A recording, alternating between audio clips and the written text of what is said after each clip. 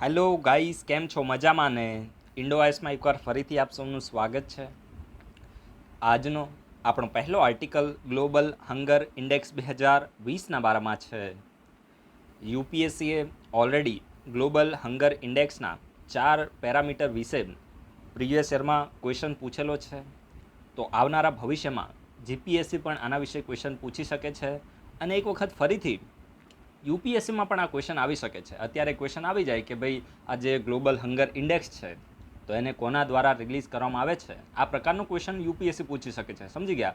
અને જીપીએસસીમાં ડીવાયએસઓ જેવી એક્ઝામ હોય, પીઆઈની એક્ઝામ હોય, એસટીઆઈની એક્ઝામ હોય, તો ત્યાં ગ્લોબલ હંગર ઇન્ડેક્સમાં ઇન્ડિયાનો રેન્ક કયો આવ્યો છે એના વિશે ક્વેશ્ચન આવી જાય. સમજી ગયા? તો તમે ઘણી વખત ન્યૂઝમાં સાંભળ્યું હશે ચાઇલ્ડ સ્ટન્ટિંગ શું હોય છે, વાસ્ટિંગ છે, મોર્ટાલિટી છે, અંડર નરિશમેન્ટ છે. તો બધી ટર્મ જે તમે સાંભળી હશે તો એને આજે આ વિડીયોમાં હું તમને એકદમ સાદી ભાષામાં આજે એક્સપ્લેન કરવાનો છું. તો આ વિડીયોને તમે પૂરો જોવાની કોશિશ કરજો. આજે ઓછા આર્ટિકલ છે પરંતુ એ દરેક આર્ટિકલ એક્ઝામ માટે ખૂબ જ રેલેવન્ટ છે. તો આપણે બિલકુલ સમય ખરાબ ન કરતા થોડો માહોલ બનાવીને ઇન્ફોર્મેશન લઈએ કે આ ગ્લોબલ હંગર ઇન્ડેક્સ 2020 હાલ ન્યૂઝમાં કેમ આવે છે. તો ન્યૂઝમાં આવવાનું કારણ તો એ છે કે 2020નો જે ગ્લોબલ હંગર ઇન્ડેક્સ છે તો રિસન્ટલી એને રિલીઝ કરવામાં આવ્યો છે અને આ ઇન્ડેક્સમાં 107 કન્ટ્રીઝમાં દરેક લોકો નોટ ડાઉન કરશે. 107 કન્ટ્રીઝમાં ઇન્ડિયાનો રેન્ક આવ્યો છે 94.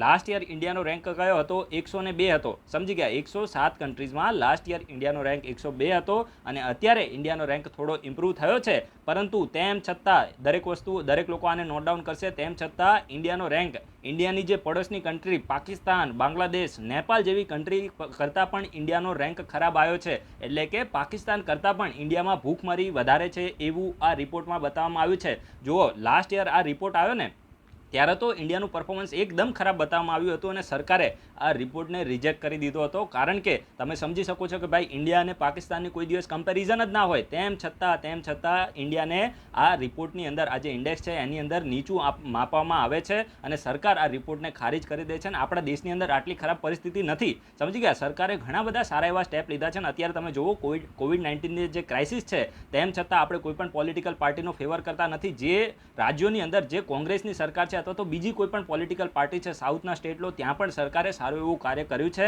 અને પબ્લિક ડિસ્ટ્રીબ્યુશન સિસ્ટમના જરીએ કોઈ પણ લોકોને સહેજ પણ મુશ્કેલી આવવા દીધી નથી. તો આ જે રિપોર્ટની ફાઇન્ડિંગ છે તો એને સરકાર, મને હજુ પણ એવું લાગી રહ્યું છે કે આ વર્ષે પણ સરકાર આને રિજેક્ટ કરશે. કારણ કે પાકિસ્તાન કરતાં આપણી પરિસ્થિતિ ક્યારે પણ ખરાબ હોય નહીં. તો આ તો તમને જસ્ટ મારે ઇન્ફોર્મેશન આપી હતી એક્ઝામના પોઈન્ટ ઓફ વ્યૂ. એટલું જ તમે યાદ રાખજો કે 107 કન્ટ્રીઝમાં ઇન્ડિયાનો રેન્ક 94માં આવ્યો છે અને આ રિપોર્ટને કોના દ્વારા રિલીઝ કરવામાં આવે છે? આ જે ગ્લોબલ હંગર ઇન્ડેક્સ છે, આ ઇન્ડેક્સને કોના દ્વારા રિલીઝ કરવામાં આવે છે? તો એને રિલીઝ કરવામાં આવે છે કન્સર્ન વર્લ્ડવાઇડ અને વેલ્થ હંગર લાઈફ. દરેક લોકો આને નોટ ડાઉન કરશે. યુપીએસસીમાં ક્વેશ્ચન આવશે તો અહીંયાથી ડાયરેક્ટ બની જશે. કારણ કે જે ઇન્ડેક્સ છે, રિપોર્ટ છે, તો આને કોણ રિલીઝ કરે છે? તો આ યુપીએસસી માટે ઇમ્પોર્ટન્ટ છે. જીપીએસસીમાં રેન્ક છે તો એ ઇમ્પોર્ટન્ટ રહેતો હોય છે. તો આ પણ તમને ખબર પડી ગઈ હશે. કન્સર્ન વર્લ્ડવાઇડ અને વેલ્થ હંગર લાઈફ દ્વારા દર વર્ષે એન્યુઅલી આ જે રિપોર્ટ છે તો એને રિલીઝ કરવામાં આવે છે. પહેલી વખત આ જે ગ્લોબલ હંગર ઇન્ડેક્સ છે તો એ ક્યારે રિલીઝ થયો હતો? 2006માં. દરેક લોકો આને નોટ ડાઉન કરશે. 2006માં પહેલી વખત જે ગ્લોબલ હંગર ઇન્ડેક્સ છે તો એને રિલીઝ કરવામાં આવ્યો હતો અને પછી દર વર્ષે ઓક્ટોબર મહિનામાં, આ પણ ઇમ્પોર્ટન્ટ છે, દર વર્ષે ઓક્ટોબર મહિનામાં આને રિલીઝ કરવામાં આવે છે એન્યુઅલી. અને 2020નું જે એડિશન છે, આ ઇન્ડેક્સનું 2020નું એડિશન છે તો એ 15મું ઇન્ડેક્સ છે. તો આ પણ ઇમ્પોર્ટન્ટ છે, સમજી લેજો. જો યુપીએસસીમાં છે ને અથવા તો જીપીએસસીમાં તમને સ્ટેટમેન્ટ આપી દે કે 2020નો જે ગ્લોબલ હંગર ઇન્ડેક્સ છે તો એ 10મો છે, તો એ સ્ટેટમેન્ટ સરાસર રોંગ હશે. સમજી ગયા? 2020નો જે ગ્લોબલ હંગર ઇન્ડેક્સ છે તો એ 15મું એડિશન છે. આનાથી પહેલા ઓલરેડી 14 આવી ગયા હતા અને 2020માં જે આવ્યું તો એ 15મું છે. સમજી ગયા? અથવા તો એ રીતે પણ તમે યાદ રાખજો કે પહેલું છે તો એ 2006માં આવ્યું હતું, તો 2020માં તમે કાઉન્ટ કરો તો પણ 15મું થઈ જાય છે. It aims to comprehensively measure and track the hunger at global, regional and country level. એટલે કે આનો મેઇનલી મકસદ શું છે કે વૈશ્વિક લેવલ ઉપર, રિજનલ લેવલ ઉપર અને કન્ટ્રી લેવલ ઉપર જે ભૂખમરી છે, હંગર એટલે ભૂખમરી, તો ભૂખમરીને ખતમ કરવા માટે કયા પ્રકારના મેઝરને લેવામાં આવ્યા છે તો એને કોમ્પ્રિહેન્સિવલી શું કરે છે? અસેસ કરે છે. સમજી ગયા? The global hunger index scores are calculated each year to assess the progress and setbacks in the combating hunger. એટલે કે વિભિન્ન કન્ટ્રીએ પોતાના દેશની અંદર જે હંગર, જે ભૂખમરી છે તો એને કોમ્બેટ કરવા માટે કેવા પ્રકારના સ્ટેપ લીધા છે, કઈ પ્રોગ્રેસ કરી છે અને કઈ ખામીઓ છે. તો આ બધું આ જે ગ્લોબલ હંગર ઇન્ડેક્સમાં જે સ્કોર આપવામાં આવે તો એનાથી શું કરવામાં આવે છે? અસેસ કરવામાં આવે છે. It is calculated on the basis of 4 indicator. જો આ જ ઇમ્પોર્ટન્ટ છે. યુપીએસસી અહીંયાથી ક્વેશ્ચન પૂછો તો કે જે ગ્લોબલ હંગર ઇન્ડેક્સ છે તો એમાં 4 ઇન્ડિકેટર કયા છે, આ 4 ઇન્ડિકેટર ઉપર ક્વેશ્ચન પૂછ્યો હતો અને એમાં ડેફિનેશન નથી પૂછી, એમાં ખાલી યુપીએસએ તમને 4 નીચે ઓપ્શન આપેલા હતા. ચાઇલ્ડ વાસ્ટિંગ આપ્યું હતું, સ્ટન્ટિંગ આપ્યું હતું, ચાઇલ્ડ મોર્ટાલિટી આપ્યું હતું અને પછી અંડર નરિશમેન્ટ આપ્યું હતું. તો 4 આનો જવાબ આવે છે, સમજી ગયા. હવે હું તમને આ જે ચાઇલ્ડ વાસ્ટિંગ શું છે તો આના વિશે ડિટેલમાં ઇન્ફોર્મેશન આપું છું. તો જો આ જે ચાઇલ્ડ વાસ્ટિંગ છે ને હંમેશા તમે ન્યૂઝમાં જોતા હશો, તો આને તમારે જસ્ટ એટલું જ યાદ રાખવાનું છે કે જે પણ બાળક હોય ને બાળક, તો એની હાઇટની કમ્પેરિઝનમાં એનો વજન કેવો હોય, ઓછો હોય, સમજી ગયા. જો એક હેલ્ધી બાળક કોને કહેવાય કે એની એ હાઇટ પણ બરાબર હોય ને એનો વજન પણ બરાબર હોય, સમજી ગયા. એની હાઇટ પણ બરાબર હોય, એનો વજન પણ બરાબર હોય, તો એને આપણે એક હેલ્ધી બાળક તરીકે આપણે એને જોઈએ છે. પરંતુ માની લો કે કોઈ બાળક છે તો એની હાઇટ લાંબી છે પરંતુ એનો વજન એકદમ પતલો છે, એટલે કે પેલું શેરડી હોય ને સુગર કેન, તો એની જેવો લાગે, સમજી ગયા. કે એની બોડી એકદમ વીક હોય પરંતુ એની હાઇટ વધારે હોય, તો એને આપણે શું કહે છે, ચાઇલ્ડ વાસ્ટિંગ કહે છે. દરેક લોકો આને નોટ ડાઉન કરશે. જો અહીંયા લખ્યું છે low weight for height, low weight for their height, એટલે કે 5 વર્ષથી ઓછી ઉંમરના બાળકોની એમની હાઇટની કમ્પેરિઝનમાં એમનો જો વજન ઓછો હોય તો એને આપણે શું કહે છે, ચાઇલ્ડ વાસ્ટિંગ કહે છે. એકદમ શુદ્ધ ભાષામાં દરેક લોકો આને નોટ ડાઉન કરશે, સમજી ગયા. એના પછી ચાઇલ્ડ સ્ટન્ટિંગ શું છે? ચાઇલ્ડ સ્ટન્ટિંગ એટલે શું થાય કે બાળકની જેટલી પણ એજ હોય એની કમ્પેરિઝનમાં એની હાઇટ ખૂબ જ ઓછી હોય. દરેક લોકો નોટ ડાઉન કરશે કે બાળકની, માની લો કે સે ફોર એક્ઝામ્પલ બાળકની એજ છે 10 વર્ષ, અથવા તો માની લઈએ કે 5 વર્ષનો બાળક થયો. 5 વર્ષનો બાળક થયો તો તમને ખબર હશે કે 5 વર્ષનો બાળક એપ્રોક્સિમેટલી 2.5 થી લઈને આપણે માની લો કે 3 કે 3.5 ફૂટ આપણે એને ગણીએ. હવે આ હાઇટને આપણે એકદમ પરફેક્ટલી મેઝર કરવાનું નથી, હું જસ્ટ ખાલી તમને એક્ઝામ્પલ આપું છું કે 5 વર્ષના બાળકની હાઇટ જેટલી હોવી જોઈએ એનાથી કરતાં એકદમ ઓછી બાળકની હાઇટ છે, ઓછી એકદમ બાળકની હાઇટ છે, તો એને આપણે શું કહીએ છીએ, એને આપણે કહીએ છીએ ચાઇલ્ડ સ્ટન્ટિંગ. બરાબર છે. હાઇટમાં તમે એને હવે મેઝર કરવા ના જતા, જસ્ટ ખાલી મેં તમને એક્ઝામ્પલ તરીકે આપ્યું છે કે 5 વર્ષના બાળકની જેટલી હાઇટ હોવી જોઈએ એના કરતાં એકદમ નાના બાળક જેટલી, એકદમ જન્મ્યું હોય એના જેટલી જ એ બાળકની હાઇટ રહે, એની હાઇટ છે તો એ વધે જ નહીં, તો એને આપણે શું કહે છે, ચાઇલ્ડ સ્ટન્ટિંગ કહે છે. દરેક લોકો સમજી ગયા. એટલે કે ઉંમરની કમ્પેરિઝનમાં જો હાઇટ ઓછી હોય તો એને આપણે ચાઇલ્ડ સ્ટન્ટિંગ કહે છે, સમજી ગયા. અને પછી આવે છે ચાઇલ્ડ મોર્ટાલિટી. એટલે મોર્ટાલિટી એટલે શું થાય? મોર્ટાલિટી એટલે થાય મૃત્યુદર, સમજી ગયા. એટલે કે 5 વર્ષથી ઓછી ઉંમરના બાળકોનો મૃત્યુદર શું છે તો એને આપણે કહીએ છીએ ચાઇલ્ડ મોર્ટાલિટી.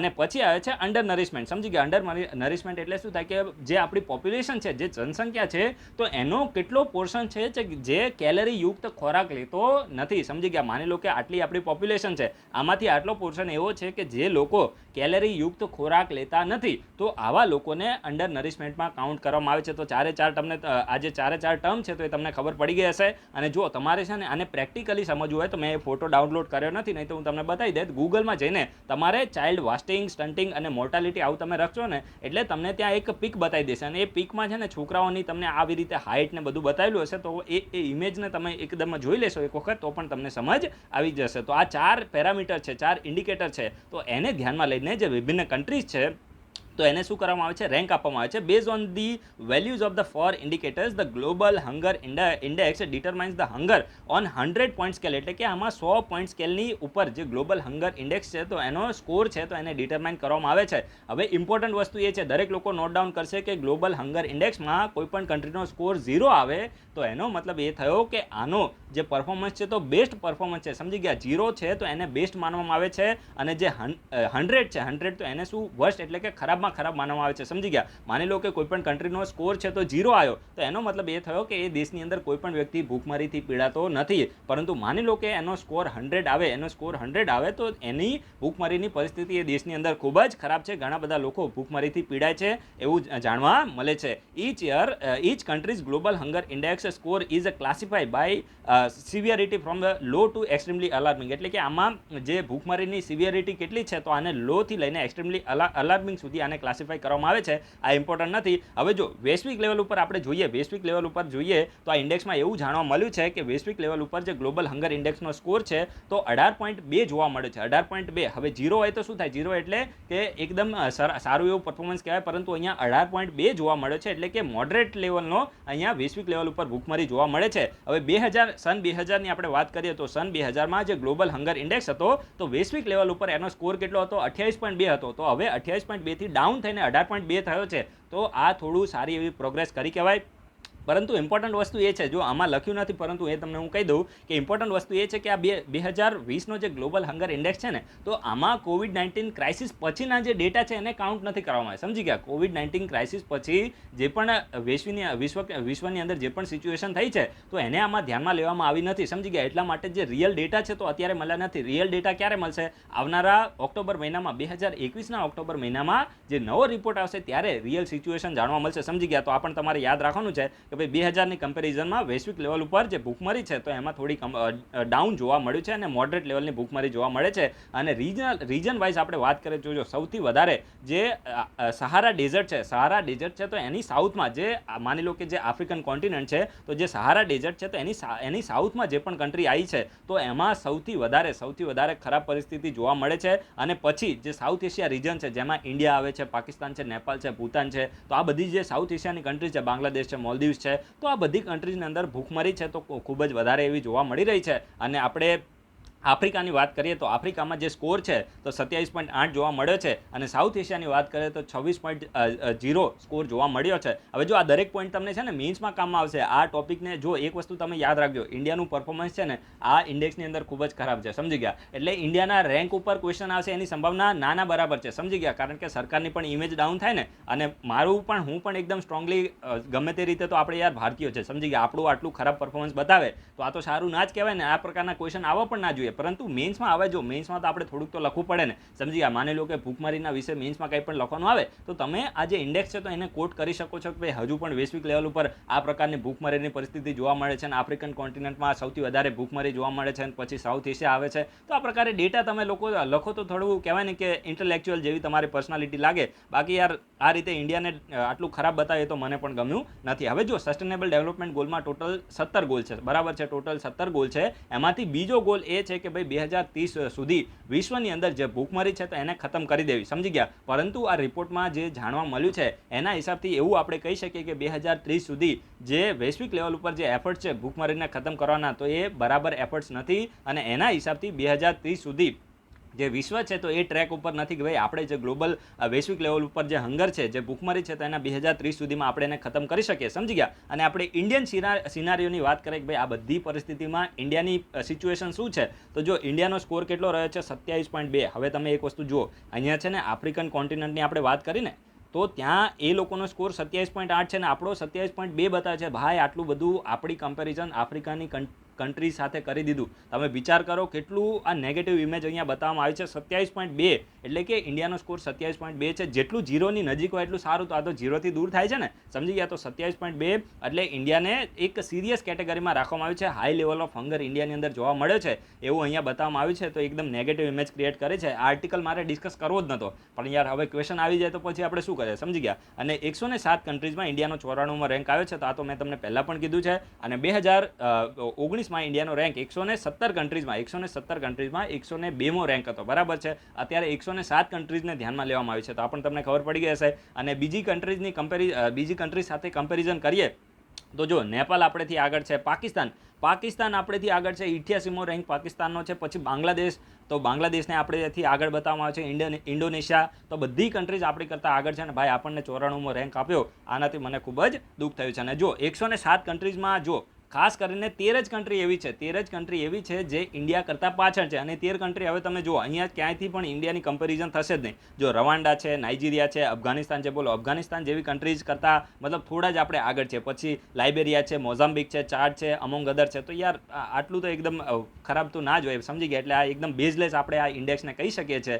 પણ તેમ છતાં હવે આપણે ડિસ્કસ તો કરવો પડે. સમજી ગયા? તો અમુક લોકોને એવું લાગે કે ભાઈ આ વ્યક્તિમાં થોડી નેશનલિઝમ વધારે લાગે. ભાઈ એવું ના હોય, થોડું પ્રેક્ટિકલી વિચારવું પડે. સમજી ગયા? કારણ કે સરકાર આટલા બધા એફર્ટ્સ લગાવી રહી છે ને આપણા દેશની અંદર જે પીડીએસ છે ને, ઇવન આપણે બીજા દેશના લોકોને જે ખાવાનું છે તો આપણે એક્સપોર્ટ કરીએ છીએ. આપણી પાસે એટલો બધો સ્ટોક વધારે છે કે આપણે એને એક્સપોર્ટ કરીએ છીએ. સમજી ગયા? અને તેમ છતાં આ પ્રકારના ફાલતુ રિપોર્ટ આપી દે તો યાર થોડુંક તો દુઃખ થાય જ ને. સમજી ગયા? ગમે તેમ તો ભારત કહેવાય. પછી જે હવે ચલો આની સાથે હું લિંક કરીને એક સારો એવો તમને ક્વેશ્ચન પૂછી લો. વધારે પડતું દુઃખી ના થવું જોઈએ, કારણ કે ઇમોશનલ થઈને ક્યારે પ્રિપેરેશન ના કરાય. સમજી ગયા?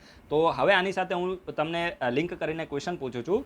Global multi dimensional poverty index, global multi dimensional poverty index. તો આના વિશે તમારે ઇન્ફોર્મેશન આપવાની છે કે આ જે global multi dimensional poverty index છે તો આને કોના દ્વારા રિલીઝ કરવામાં આવે છે અને આની અંદર કયા કયા ઇન્ડિકેટર અથવા તો પેરામીટર છે, સમજી ગયા, એ તમારે કહેવાનું છે. જેટલા પણ આની માટે એક્ઝામ માટે રેલેવન્ટ પોઈન્ટ હોય, જે પ્રિલિમ માટે ઇમ્પોર્ટન્ટ હોય, મીન્સ માટે તમે દરેક લોકો કમેન્ટમાં ના લખતા કારણ કે તમારો પણ થોડો ટાઈમ એમાં જાય, પણ પ્રિલિમ માટે જે એક્ઝામ માટે રેલેવન્ટ પોઈન્ટ હોય તો એ તમે દરેક લોકો આમાં જે પણ ઇન્ડિકેટર છે એનું વેટેજ શું છે, સમજી ગયા, સબ ઇન્ડિકેટર શું છે, તો આ તમે ડાયરેક્ટલી ગૂગલમાં સર્ચ કરીને જેટલા પણ રેલેવન્ટ પોઈન્ટ હોય તેને કોપી પેસ્ટ કરીને કમેન્ટ બોક્સમાં લખો ને તમારી નોટ્સમાં નોટ ડાઉન કરજો. આ બધા ક્વેશ્ચન ટોપ લેવલના ક્વેશ્ચન છે. એના પછી જે નેક્સ્ટ આર્ટિકલ છે તો તે ખાસ કરીને સ્ટેટ ડેવલપમેન્ટ લોનના બારામાં છે.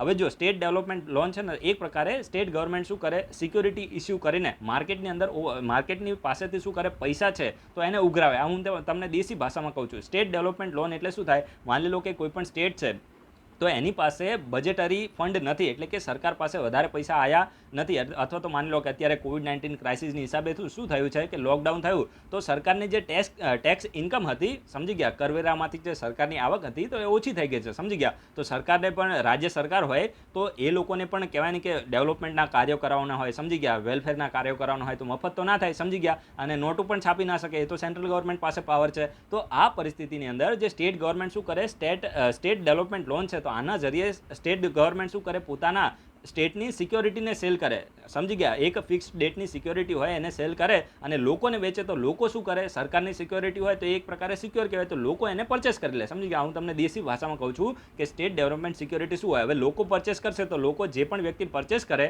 તો એ સરકારને પૈસા આપશે, તો આનાથી સ્ટેટ ગવર્મેન્ટને ફાયદો થશે અને પછી એ જે પણ પૈસા આવે એને એ યુટિલાઇઝ કરશે સારા એવા જે પણ વેલફેરના કાર્યો કરવાના હોય, ડેવલપમેન્ટના કાર્યો કરવાના હોય, તો આને જ આપણે કહીએ છીએ સ્ટેટ ડેવલપમેન્ટ લોન. હવે હું તમને ન્યૂઝ શું છે એ હું તમને કહું છું. તો જો રિઝર્વ બેંક ઓફ ઇન્ડિયાએ એવું કીધું છે કે ભાઈ અમે સ્ટેટ ડેવલપમેન્ટ લોન માટે ઓપન માર્કેટ ઓપરેશન કરવાના છે. હવે ઓપન માર્કેટ ઓપરેશન એટલે શું થાય, યુપીએસસી આના વિશે ક્વેશ્ચન પૂછેલો છે. ઓપન માર્કેટ ઓપરેશન એટલે જ્યારે પણ રિઝર્વ બેંક ઓફ ઇન્ડિયા માર્કેટની અંદર મની સપ્લાયને કંટ્રોલ કરવા માટે માર્કેટમાંથી સિક્યોરિટીને બાય અને સેલ કરે તો એને આપણે શું કહે છે, ઓપન માર્કેટ ઓપરેશન કહીએ છીએ, સમજી ગયા. હવે આને હું તમને કઈ રીતે એક્સપ્લેન કરું. હવે માની લો કે માર્કેટની અંદર મની સપ્લાય ખૂબ જ વધારે છે, એટલે કે ઇન્ફ્લેશન ખૂબ જ વધારે છે. તો ઇન્ફ્લેશન ખૂબ જ વધારે થાય તો એનો મતલબ એ થયો કે માર્કેટની અંદર લોકો પાસે પૈસા વધારે છે. તો પૈસા જ્યારે વધારે હોય તો એ પૈસાને પાછા લેવા હોય અને માર્કેટની અંદર મની સપ્લાય ઓછી કરે તો રિઝર્વ બેંક ઓફ ઇન્ડિયા શું કરશે, તો રિઝર્વ બેંક ઓફ ઇન્ડિયા જે કહેવાય ને કે ઓપન માર્કેટ ઓપરેશન કરશે, સિક્યોરિટીને સેલ કરશે, સમજી ગયા. રિઝર્વ બેંક ઓફ ઇન્ડિયા શું કરશે,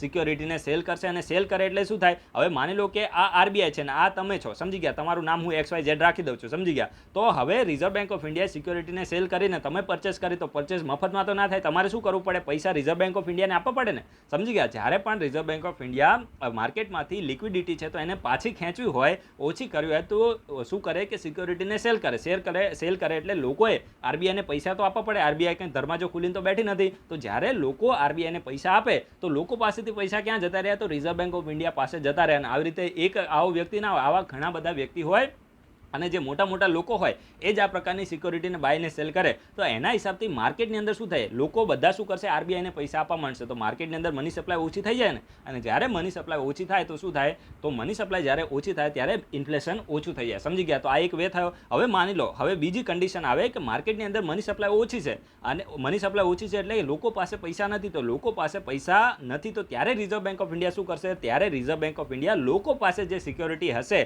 તો એને reserve bank of India purchase કરશે, સમજી ગયા. જ્યારે માર્કેટની અંદર મની સપ્લાય ઓછી હોય ત્યારે રિઝર્વ બેંક ઓફ ઇન્ડિયા લોકો પાસેથી જે સિક્યોરિટી હોય એને પરચેસ કરે એટલે શું થાય, હવે કંઈ આ લોકો બી દરવાજો ખોલીને બેઠા નહીં હોય, લોકોએ પણ રિઝર્વ બેંક ઓફ ઇન્ડિયા જ્યારે સિક્યોરિટી પરચેસ કરે તો રિઝર્વ બેંક ઓફ ઇન્ડિયાએ લોકોને કંઈક તો આપવું પડે ને, તો કંઈક એટલે પૈસા આપવા પડે, સમજી ગયા. એટલે કે લોકો રિઝર્વ બેંક ઓફ ઇન્ડિયાને સિક્યોરિટી વેચે તો લોકોને શું મળે, પૈસા મળે, સમજી ગયા. તમે લોકો માની લો કે રિઝર્વ બેંક ઓફ ઇન્ડિયાને સિક્યોરિટી તમારી આપો છો તો તમે મફતમાં તો નહીં આપો, એવું કે નથી કે ભાઈ આ રિઝર્વ બેંક ઓફ ઇન્ડિયા મારા સગાવાલા છે ને હું કંઈક આપી દઉં, ના ભાઈ ના. રિઝર્વ બેંક ઓફ ઇન્ડિયા તમને પૈસા આપશે અને તમને પૈસા આપશે એનો મતલબ એ થયો કે તમારી જેવા ઘણા બધાને પૈસા આપશે અને પછી તમે એ પૈસાને માર્કેટની અંદર યુઝ કરશો તો એનાથી શું થાય, માર્કેટની અંદર મની સપ્લાય વધે. તો આને ઓપન માર્કેટ ઓપરેશન કહેવાય. આ કેટલી સાદી ભાષામાં મેં તમને કીધું ને. હવે તમને આ વસ્તુ યાદ રહી જાય તો આ જ ઓપન માર્કેટ ઓપરેશનથી જે રિઝર્વ બેંક ઓફ ઇન્ડિયા છે તો માર્કેટની અંદર જે મની સપ્લાય છે તો એને કહેવાય ને કે કંટ્રોલ કરે છે અને આ ક્વોન્ટિટેટિવ ટૂલમાં આવે છે. ઓપન માર્કેટ ઓપરેશન યુપીએસએ પૂછેલું છે. ઓપન માર્કેટ ઓપરેશન શામાં આવે તો ક્વોન્ટિટેટિવ ટૂલમાં આવે.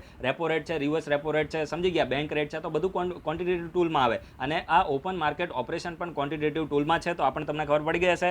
હવે જો અત્યારે પણ રિઝર્વ બેંક ઓફ ઇન્ડિયા એવું કીધું છે કે ભાઈ અમે 22 ઓક્ટોબરથી ઓપન માર્કેટ ઓપરેશન કરવાના છીએ. શાની માટેથી? તો શાની માટે તો સ્ટેટ ડેવલપમેન્ટ લોન છે. તો આ સિક્યોરિટીને આરબીઆઈ શું કરશે? પરચેસ કરશે. તો પરચેસ કરશે એનો મતલબ એ થયો કે આરબીઆઈ સ્ટેટ ગવર્મેન્ટને શું આપશે? પૈસા આપશે. સમજી ગયા ને? કારણ કે સ્ટેટની સિક્યોરિટી કોણ પરચેસ કરશે? તો આરબીઆઈ પરચેસ કરશે. તો સ્ટેટ કંઈ દરવાજો ખોલીને તો બેઠી નથી. સ્ટેટ શું કરશે? આરબીઆઈ છે તો એ સ્ટેટને પૈસા આપશે અને પછી સ્ટેટની સિક્યોરિટી આરબીઆઈ રાખશે. સમજી ગયા? અને જ્યારે જે ડેટ પતશે પછી સ્ટેટ ગવર્મેન્ટ આરબીઆઈને પૈસા પાછા આપી દેશે. તો આ જ વસ્તુ મારે તમને એક્સપ્લેન કરવાની હતી અને આ દરેક વસ્તુ મેં તમને અહીંયા કીધી છે અને તમને અત્યારે સમજ આવી ગયો છે. સમજી ગયા? તો જો આની સાથે હવે આરબીઆઈ આ ઓપન માર્કેટ ઓપરેશન ને આ બધું થયું ને, તો આની સાથે હું લિંક કરીને, આ કૂતરું થોડો અવાજ કરે છે, થોડું કોમ્પ્રોમાઇઝ કરજો. આની સાથે હું લિંક કરીને તમને એક ક્વેશ્ચન પૂછું છું. ઓપરેશન ટ્વિસ્ટ, આરબીઆઈ દ્વારા ઓપરેશન ટ્વિસ્ટને ચલાવવામાં આવ્યું હતું. કોઈ એક્ઝામમાં કદાચ ક્વેશ્ચન પણ આવ્યો છે, મને યાદ નથી રહ્યું. તો આરબીઆઈ દ્વારા ઓપરેશન ટ્વિસ્ટને ચલાવવામાં આવ્યું છે. તો આ ઓપરેશન ટ્વિસ્ટ શું છે? દરેક લોકો આને આ વિડીયોના કમેન્ટ બોક્સમાં આના વિશે સર્ચ કરીને ઇન્ફોર્મેશન આપે. એક્ઝામ માટે ખૂબ જ રેલેવન્ટ છે ભાઈ. જીપીએસસીમાં પણ ક્વેશ્ચન આવી જશે. સમજી ગયા? તો દરેક લોકો આન્સર આપવાની કોશિશ કરે. તમારી નોટ્સમાં જરૂર નોટ ડાઉન કરજો. અને પહેલી વખત ઓપરેશન ટ્વિસ્ટને કયા દેશની અંદર યુઝ કરવામાં આવ્યું હતું એ પણ તમે યર કહેજો અને કયો દેશ છે તો એ પણ તમે કહેજો. તો આટલું તમારા તરફથી કામ કરજો. આપણે વિડીયોને 1-2 મિનિટ પોઝ કરીએ છીએ. એના પછી જે નેક્સ્ટ આર્ટિકલ છે તો તે યુરેનિયમની સપ્લાયના બારમાં છે. હવે જો 2020માં 4 ઓક્ટોબરે યુપીએસસીની એક્ઝામ થઈ ને, તો એમાં આનાથી રિલેટેડ એક ક્વેશ્ચન પૂછવામાં આવ્યો હતો. આપણે વિડીયોમાં જ્યારે ડિસ્કશન કરતા હશું ત્યારે હું તમને કહેતો રહીશ કે ક્યાંથી ક્વેશ્ચન આવ્યો હતો. તો જો અત્યારે ન્યૂઝ શું છે તો જો ઓસ્ટ્રેલિયાની 2 કંપનીઝ છે. તો એ 2 કંપનીઝની ઓફર હતી કે ભાઈ અમે તમને યુરેનિયમ ઓર છે. ઓર એટલે તમે સમજી શકો ને, કાચો માલ આપણે દેશી ભાષામાં કહીએ. જેમ આયરન ઓર તમે સાંભળ્યું હશે એવી રીતે યુરેનિયમ ઓર પણ આવે.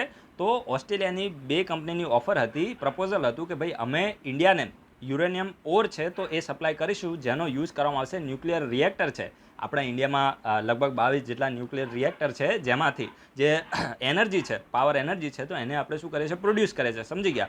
તો અત્યારે ડિપાર્ટમેન્ટ ઓફ એટોમિક એનર્જી છે તો એને આ ઓસ્ટ્રેલિયાની 2 કંપનીનું જે પ્રપોઝલ હતું તો એને રિજેક્ટ કરી દીધું છે. અને રિજેક્ટ શા માટે કર્યું? કારણ કે આમાં વાયબિલિટી વધારે નથી, એટલે કે આમાં વધારે ફાયદો થાય એવું હતું નહીં. એટલા માટે આ જે પ્રપોઝલ છે તો એને ઇન્ડિયા દ્વારા રિજેક્ટ કરવામાં આવ્યું છે. તો આ ન્યૂઝ એટલા તમને સિમ્પલ લાગે છે, પરંતુ આનાથી રિલેટેડ યુપીએસસી ક્વેશ્ચન પૂછે છે તો હું તમને ધીરે ધીરે બધી ઇન્ફોર્મેશન આપું છું. હવે જો ઇન્ડિયા અને જે ઓસ્ટ્રેલિયાના રિલેશન છે તો એ 2012થી કન્ટિન્યુઅસલી સારા થઈ રહ્યા છે. હવે જો ઇન્ડિયા અને ઓસ્ટ્રેલિયાના રિલેશન વિશે મીન્સમાં કંઈ પણ લખવાનું આવે ને ત્યારે પણ તમે આ જે આર્ટિકલ અત્યારે સાંભળશો તો તમે ડાયરેક્ટ એને કોટ કરી શકશો. ડાયરેક્ટ આપણે અહીંયા જે પણ ડિસ્કશન કરીએ છીએ ખાલી પ્રિલિમ માટે નથી. હું જે પણ 3 વર્ષ કે 4 વર્ષ કે 5 વર્ષની અંદર શીખ્યો છું એ દરેક વસ્તુ હું અહીંયા તમારી સામે પ્રેઝન્ટ કરું છું. એટલે તમારે આને સિરિયસલી લેવાનું છે. તો જો ખાસ કરીને ઇન્ડિયા અને ઓસ્ટ્રેલિયાના રિલેશન છે તો 2012થી કન્ટિન્યુઅસલી સારા થઈ રહ્યા છે. અને પાછળનું રીઝન શું છે? તો જો હવે ઇન્ડિયાએ છે ને નોન પ્રોલિફરેશન ટ્રીટી એનપીટી ટ્રીટીને સાઇન કરી નથી. આ એનપીટી ટ્રીટી વિશે હું તમને અત્યારે ઇન્ફોર્મેશન નહીં આપું. આના વિશે હું તમને ક્વેશ્ચન પૂછવાનો છું, કારણ કે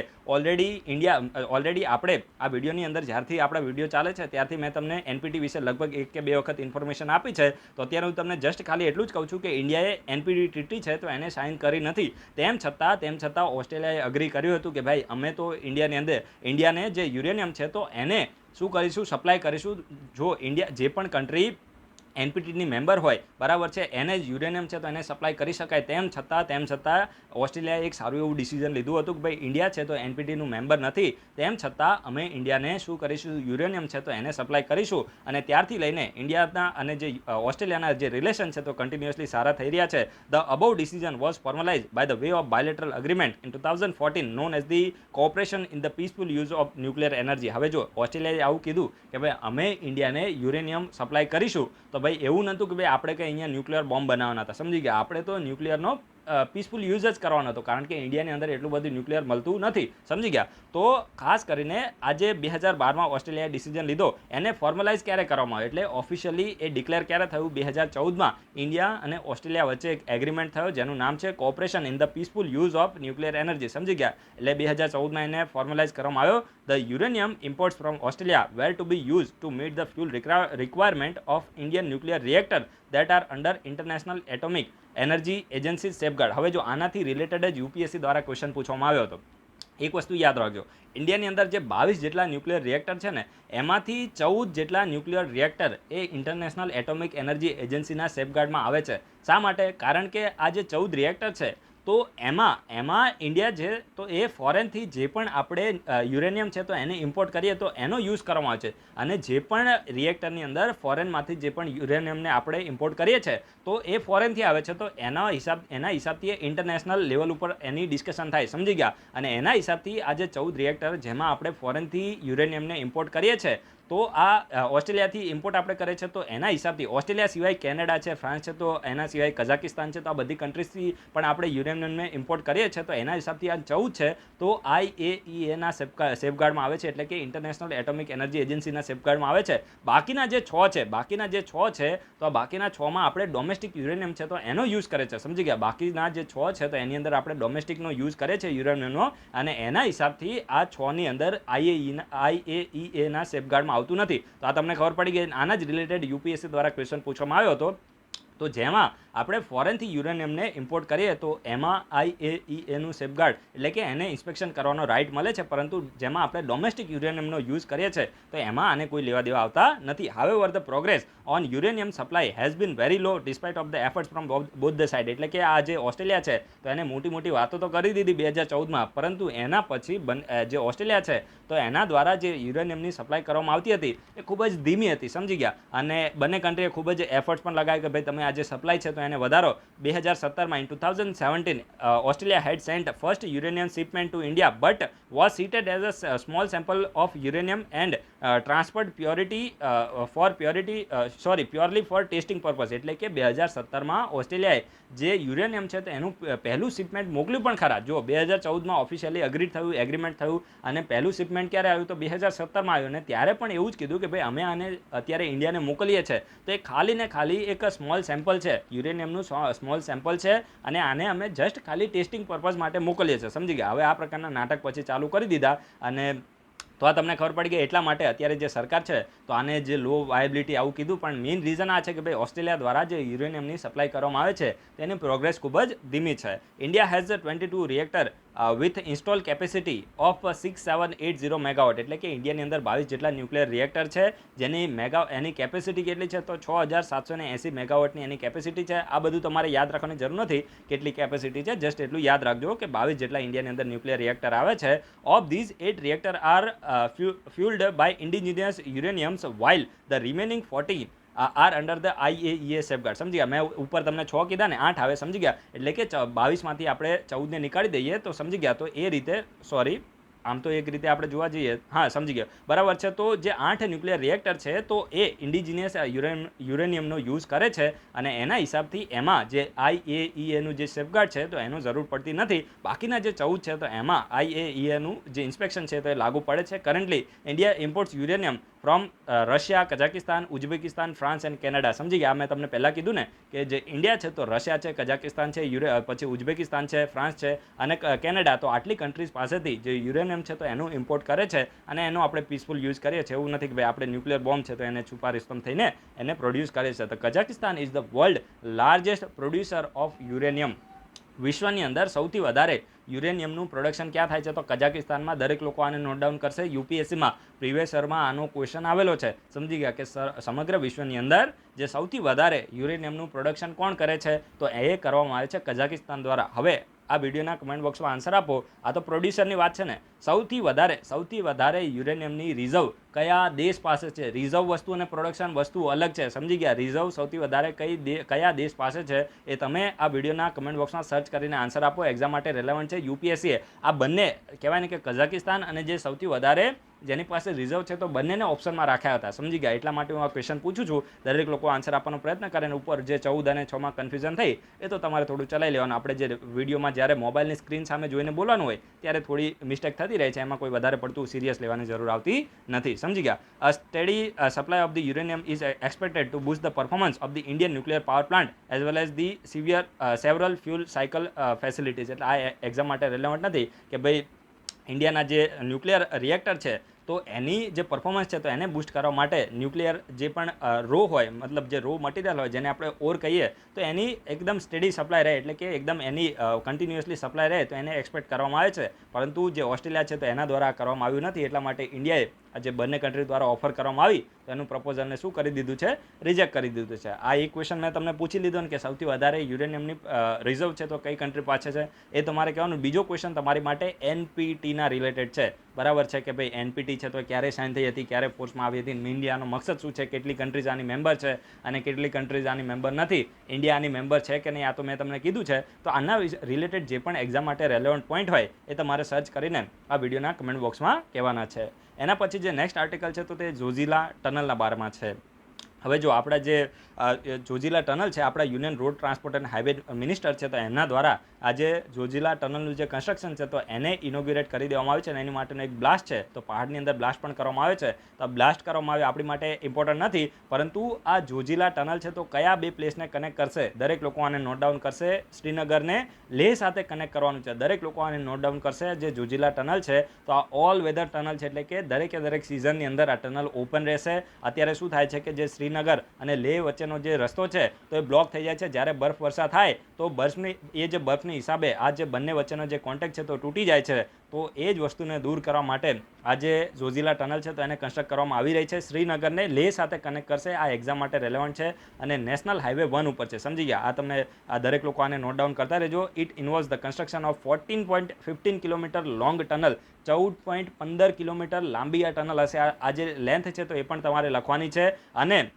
લગભગ 3000 મીટર ઊંચાઈ ઉપર આ જે ટનલ છે તો એનું કન્સ્ટ્રક્શન કરવામાં આવશે. અને કયા પાસ ઉપર, તો જોજીલા પાસ ઉપર. અને આ પાસ ઉપર જ આ જે ટનલનું નામ છે તો એ નામ રાખવામાં આવ્યું છે જોજીલા ટનલ, સમજી ગયા. જોજીલા પાસ, જે જોજીલા પાસ છે તો એના અંડર આ જે ટનલ છે તો એને 3000 મીટરની ઊંચાઈ ઉપર કન્સ્ટ્રક્ટ કરવામાં આવશે. અને આ જે ટનલ છે તો એ શ્રીનગરને લેહ, ખાસ કરીને દ્રાસ અને કારગિલના થ્રુ શ્રીનગરને લેહ સાથે કનેક્ટ કરવાની છે. અને આ જે ટનલ છે તો એને કોના દ્વારા કન્સ્ટ્રક્ટ કરવામાં આવશે, તો આને કોઈ બોર્ડર રોડ ઓર્ગેનાઇઝેશન દ્વારા નહીં. આ જે ટનલ છે તો એને mega engineering and infrastructure limited દ્વારા આ જે ટનલ છે તો એને કન્સ્ટ્રક્ટ કરવામાં આવશે. બાકી બધું એક્ઝામ માટે રેલેવન્ટ નથી, બસ આટલું તમારે યાદ રાખવાનું છે. Mega engineering and infrastructure limited દ્વારા આ જે ટનલ છે તો એને કન્સ્ટ્રક્ટ કરવામાં આવશે. તો આટલું તમારે એક્ઝામ માટે યાદ રાખવાનું છે. એના પછી જે નેક્સ્ટ આર્ટિકલ છે તો તે મિશન શક્તિના બારામાં છે. હવે યુપીએસસી માટે તો ઇમ્પોર્ટન્ટ નથી, આવું એક મિશન શક્તિ છે ને એ ઇન્ડિયાએ જે એન્ટી સેટેલાઇટ ટેસ્ટ કર્યો હતો, બરાબર છે, તો એની માટે હતું. પરંતુ આ જે મિશન શક્તિ છે એનું નામ પણ મિશન શક્તિ જ હતું, સમજી ગયા. એના પછી એક કદાચ આપણે જે પરમાણુનો કહેવાય ને કે ટેસ્ટ કર્યો હતો, ન્યુક્લિયર ટેસ્ટ કર્યો હતો, એની માટે પણ નામ રાખવામાં આવ્યું હતું. પરંતુ આ જે મિશન શક્તિ છે તો આ એનાથી જ રિલેટેડ છે. તમને ઓપ્શનમાં આપી દે તો ખબર હોવી જોઈએ. યુપી ગવર્મેન્ટ દ્વારા આ જે મિશન શક્તિ છે તો એને લોન્ચ કરવામાં આવ્યું છે. કઈ ગવર્મેન્ટ દ્વારા? યુપી ગવર્મેન્ટ દ્વારા મિશન શક્તિને લોન્ચ કરવામાં આવ્યું છે. અને મેઇનલી આનો મકસદ શું છે કે યુપી સ્ટેટની અંદર જે વુમેન, એટલે કે મહિલાઓની અગેન્સ્ટમાં જે પણ ક્રાઇમ થાય છે તો એને રોકવા માટે, લોકોમાં જે ખાસ કરીને મહિલાઓમાં અવેરનેસ ફેલાવવા માટે આ જે મિશન શક્તિ છે તો એને લોન્ચ કરવામાં આવ્યું છે. અને લગભગ 6 મહિના સુધી આ જે મિશન છે તો એ ચાલવાનું છે. તો આ તો જસ્ટ ખાલી કહેવાય ને કે દેખાડો છે. આમાં ગ્રાઉન્ડ લેવલ ઉપર આનું કોઈ ઇમ્પ્લિમેન્ટેશન થતું નથી. તેમ છતાં આપણે આને એક સારો એવો સ્ટેપ આપણે આને માની શકીએ છીએ કે થોડા તો આ લોકો જાગી રહ્યા છે, સમજી ગયા. મિશન શક્તિ શાની માટે છે કે જે યુપીની અંદર મહિલાઓની અગેન્સ્ટમાં જે પણ ક્રાઇમ થાય છે તો એને રોકવા માટે અને મહિલાઓમાં અવેરનેસ ફેલાવવા માટે આ જે મિશન શક્તિ છે તો એને શરૂ કરવામાં આવી છે. તો કયું સ્ટેટ છે તમારે નોટ ડાઉન કરવાનું છે? યુપી દ્વારા. તો આજે આપણે બધા આર્ટિકલને ડિસ્કસ કરી લીધા છે. વિડીયો ગમે તો લાઇક કરવાનું જરૂર રાખો. લાઇક બહુ ઓછા લોકો કરે છે. આમ તો આપણું એનાથી કંઈ પેટ ભરાતું નથી, જસ્ટ ખાલી કહેવાય ને કે એક એલ્ગોરિધમ હોય છે, વધારે લાઇક આવે તો વધારે લોકો સુધી આપણો જે વિડીયો છે થોડો વાયરલ થાય. બાકી એનાથી આપણું કોઈ પેટ ભરાતું નથી. તો તમારી ઈચ્છા થાય તો કરવાની, બાકી તો ચાલશે. So guys, thanks for watching. તમારા બધાનો દિવસ શુભ જાય.